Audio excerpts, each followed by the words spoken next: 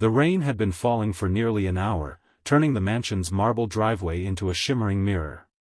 Through the floor-to-ceiling windows of his luxurious office, Ethan Carter, a self-made millionaire known for his sharp business instincts and colder-than-winter personality, watched the storm with little interest. Meetings had ended, investors had left, and silence filled the enormous house. Then, something unusual caught his eye. His maid, Maria, sat alone behind the servants' quarters under a broken metal awning. It offered almost no protection from the heavy rain. She held a small lunchbox in her lap, carefully shielding it with one hand while raindrops soaked her uniform. Every few seconds, she looked around nervously before taking tiny bites of what appeared to be plain rice and a single boiled egg. Ethan frowned. This was strange. The staff dining room was warm and fully stocked with food. Why would anyone choose to eat outside in a storm? Curiosity overcame indifference. He quietly walked across the garden without making a sound. As he approached, he noticed something even stranger. Maria wasn't eating much herself. Instead, she was placing most of the rice into a small plastic container hidden inside her bag. "Why are you sitting out here?" Ethan asked. Maria jumped to her feet, nearly dropping the lunchbox. "Yes, sir. I'm sorry. I didn't think anyone would see me. I asked why you're eating in the rain." She lowered her eyes. "The dining room is for everyone," Ethan continued. "No one told you to stay outside." "I know, sir." "Then why?" Maria hesitated so long that Ethan almost walked away. Finally, with trembling hands, she whispered, "Because if the others see how little I'm eating, they'll ask questions." Ethan's expression hardened. "What questions?" She swallowed. "They'll ask why I save most of my food." His eyes moved toward the container inside her worn backpack. "For whom?" Tears immediately filled her eyes. "My son." Ethan blinked. "You have a child?" She nodded. "He's 8 years old. He's very sick." For the first time in years, Ethan remained completely silent. Maria continued, "He has a heart condition. The medicine costs almost everything I earn. After rent, electricity, and his treatment, there isn't much left." She forced herself to smile. "So I eat enough to stay standing, and I take the rest home. He thinks I already had lunch." The rain seemed louder than before. Ethan looked at the small container of rice. It wasn't leftovers. It was a mother's sacrifice. "You've worked here for 3 years, he said quietly. "Why didn't you tell anyone?" Maria looked embarrassed. "I wasn't hired because I needed charity. I was hired because I wanted honest work." Those words struck Ethan harder than any business loss ever had. He remembered his own mother. Years ago, before success, before private jets and luxury cars, she had skipped meals so he could eat. As a child, he had believed she simply wasn't hungry. Only after she passed away did he discover the truth. He hadn't thought about those memories in over 20 years. Until now. Without another word, Ethan turned and walked back toward the mansion. Maria believed she had made a terrible mistake. She expected to be fired before sunset. Instead, 20 minutes later, the mansion's head chef knocked on her door carrying several insulated containers filled with fresh meals. "Mr. Carter asked me to prepare these every day." Maria stared in disbelief. I can't pay for this." "You don't have to." That evening, Ethan sat alone in his study, unable to concentrate on financial reports. He kept seeing the image of Maria protecting a lunchbox from the rain as though it contained treasure. The next morning, he quietly asked his assistant to investigate her son's medical records. By afternoon, the files arrived. The diagnosis was heartbreaking. The boy desperately needed surgery within 6 months. Without it, doctors estimated he had little chance of surviving another year. Ethan slowly closed the folder. Money had never meant much to him beyond numbers on a screen. For Maria, one operation meant the difference between hope and losing her child forever. The following day, he called her into his office. Maria stood nervously near the door. "You wanted to see me, sir?" "Sit down." She remained standing. "I prefer to stand."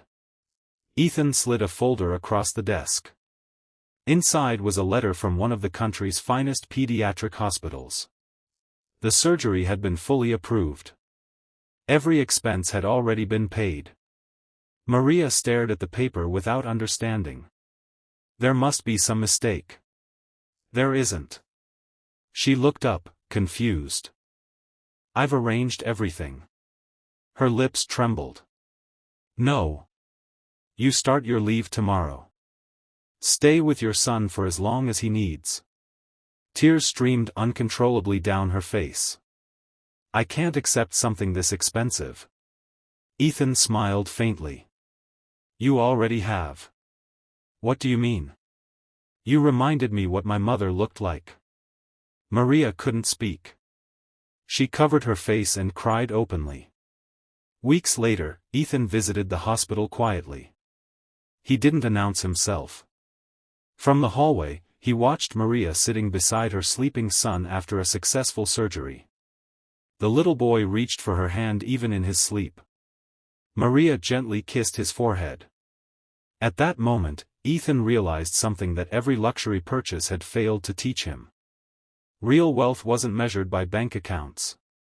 It was measured by the lives you changed when no one was watching. Months passed. The boy recovered completely. Maria returned to work, but not as a maid. Ethan promoted her to oversee the household staff, doubling her salary and ensuring flexible hours so she could spend evenings with her son. On her first day in the new position, she handed Ethan a neatly wrapped package. Inside was the old plastic lunchbox she had carried into the rain. "I don't need it anymore," she said softly. "You should keep it." She smiled through grateful tears. "No, sir." He looked at her questioningly. "It belongs to the person who reminded me that kindness can rescue a heart just as surely as surgery." Ethan held the faded lunchbox carefully. For the first time in many years, the millionaire understood that the most valuable thing he would ever own wasn't hidden inside a safe. It was the chance to become someone else's miracle. 1 year after the surgery, Ethan Carter believed life had finally settled into a peaceful rhythm. The mansion no longer felt cold and empty. Laughter occasionally echoed through the hallways whenever Maria's son, Noah, visited after school. The once fragile boy now ran across the gardens with endless energy, his cheeks glowing with health instead of sickness. Every employee noticed the change in Ethan as well. The millionaire who had once spoken only about profits and deadlines now remembered birthdays, asked about families, and quietly paid medical bills for workers who needed help. No newspaper reported these acts. He never allowed anyone to mention his name. One rainy afternoon, Ethan received an unexpected phone call. "Mr. Carter," his lawyer said urgently, "someone is claiming ownership of your late father's manufacturing company." Ethan frowned. "That's impossible. The claimant has produced documents suggesting your father had another child." Silence filled the office. "My father never mentioned another family." "I know," the lawyer replied. "But the court has accepted the case." Within days, reporters surrounded the courthouse. Headlines spread across the city. "Millionaire's empire faces family inheritance battle." The woman filing the claim introduced herself as Victoria Lawson. She insisted that decades earlier, Ethan's father had secretly supported her mother and promised half the company to their daughter. The evidence looked convincing. Old photographs, letters, bank records. Even Ethan's legal team admitted the case could become disastrous. During the first hearing, Victoria's attorney confidently declared, "Mr. Carter inherited everything through deception." Flashbulbs exploded across the courtroom. Ethan remained calm, but inside he felt his entire world beginning to crack. That evening he returned home exhausted. Maria noticed immediately. "You haven't eaten all day." "I'm not hungry." She smiled gently. "I've heard that before." Ethan looked at her. "My mother used to say the same thing." Maria quietly placed a cup of coffee on his desk. "You once helped my son when everyone else saw only a poor maid." "What are you saying?" "I'm saying truth has a strange way of finding its voice." The word stayed with Ethan all night. The following morning, Noah walked into the study carrying a school history project. "Mr. Carter, can I ask you something?" "Of course." "Our teacher says every old photograph has a story." "It usually does." "Then why don't you look through your father's old albums?" Ethan smiled politely. "I've already seen them." "But maybe you weren't looking for the right story." Children often spoke with surprising wisdom.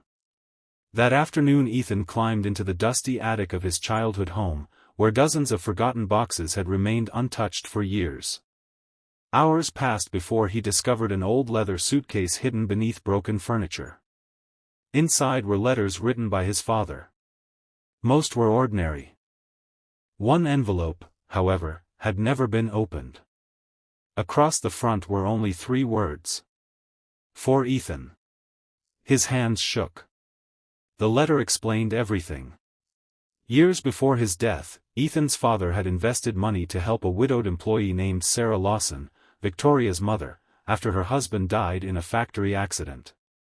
The payments were compensation, not secret support. He also wrote that false rumors about an affair had spread through the company, but DNA testing had already proven he was not Victoria's father. Copies of those laboratory reports were attached. Ethan immediately handed everything to his attorney. 2 weeks later, the courtroom was silent as the judge examined the newly discovered evidence. Victoria stared at the documents in disbelief. Her own lawyer slowly lowered his head. The DNA report was undeniable. The photographs had been genuine. The payments had been real.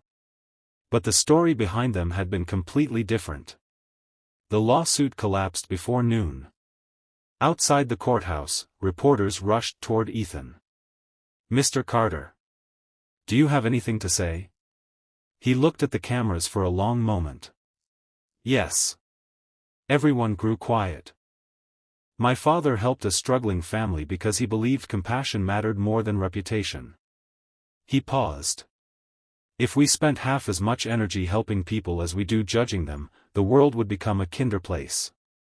The next day's headline surprised everyone. Instead of celebrating his legal victory, Ethan announced the creation of a charitable foundation honoring both his parents, a foundation dedicated to paying for heart surgeries for children whose families could never afford them. When Maria heard the news, tears filled her eyes once again. She realized that the rainy afternoon, when a millionaire had simply wondered why his maid was eating outside, had changed far more than her son's future. It had transformed a lonely businessman into a man whose greatest legacy would never be measured in millions, but in the countless hearts he chose to save.